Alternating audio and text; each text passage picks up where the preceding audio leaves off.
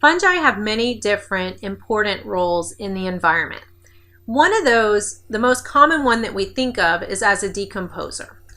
So they have a very big role in taking organic matter and helping to break that down further. Since they secrete the enzymes outside of themselves so that they can digest something and then bring it back inside, they're very good at digesting things. They are very good at digesting lignin, which is an important polymer that you find in the cell walls of very woody tissue. And that's one reason why we see them present a lot in association with just dead, fallen logs on the forest floor. Another big role that they have, and one that we've talked about already, is their role as mycorrhizae. Most plants do have some type of relationship with mycorrhizae.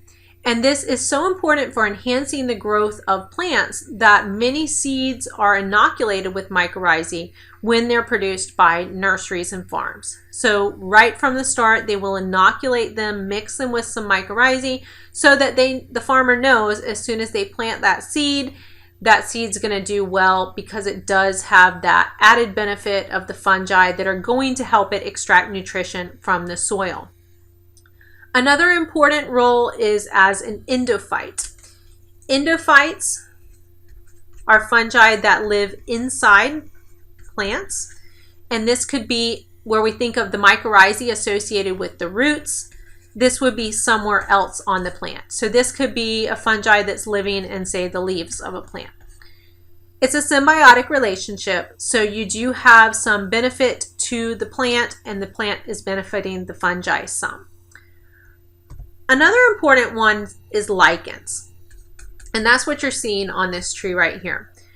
When we're talking about lichens, this is a relationship between cyanobacteria or certain algae and fungi.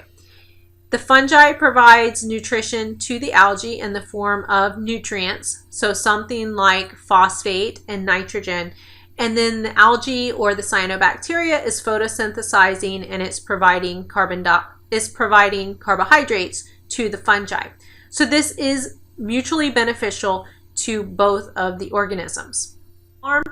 We have examples where we have ants that actually farm fungi, and that's what you see in this picture here, because the fungi are so good at breaking down compounds that the ants can then digest. And then we also have some fungi that perform some not so nice roles. So we have fungi as a source of disease. They can be what we call pathogens. So pathogens cause disease. These can cause a lot of different diseases of plants, and many of these have great economical importance. And we can also have some that cause some human problems. So we do have athlete's foot, ringworm. Those are due to fungal infections, yeast infections. We have to keep in mind that yeast are a type of fungi.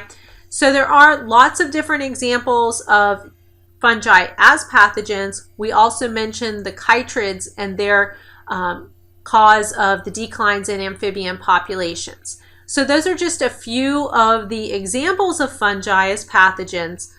We don't want to forget, though, that very important role that they perform as decomposers, mycorrhizae, and just other symbiotic relationships.